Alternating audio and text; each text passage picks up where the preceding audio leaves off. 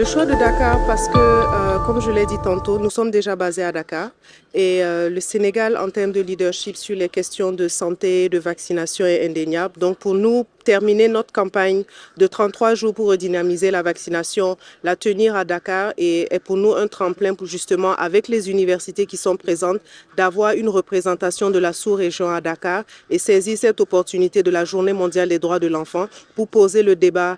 sur les questions de santé, de vaccination et la nécessité pour nous tous de faire des choix plus éclairés afin que nous ayons tous accès à des soins de santé primaires en passant par la vaccination. Elles sont dynamiques, vastes, on voit ce tremplin-là et on va poursuivre justement avec un objectif vraiment de valoriser l'expertise africaine autour des questions de santé, de vaccination, de renforcer les capacités à travers un fellowship sur la santé que nous allons lancer très bientôt et poursuivre justement ces émissions ou à travers cette plateforme qu'on offre avec les émissions, de partager vraiment les vécus authentiques des personnes qui sont affectées ou qui ont été affectées directement ou indirectement par le manque de vaccination ou l'accès à des soins de santé. La vaccination dans tous les pays du monde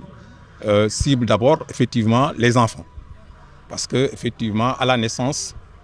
on cherche à protéger cette tranche d'âge contre les maladies qui sont dites les maladies évitables par la vaccination. Donc vous savez, on a l'habitude même de dire que le premier vaccin pour l'enfant, c'est le lait maternel.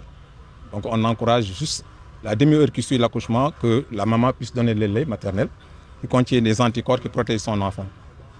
Mais dans notre programme de vaccination qui est en cours dans notre pays et certainement dans d'autres pays africains, dans les 24 heures qui suivent la naissance de l'enfant, on doit lui administrer des vaccins, particulièrement le vaccin contre l'hépatite B et le vaccin qu'on appelle contre la poliomyélite, qui est le vaccin poliomyélite oral. Et après, il y a tout un calendrier qui a été défini pour que l'enfant, au bout de sa première année de naissance, puisse recevoir l'essentiel des vaccinations qui protègent contre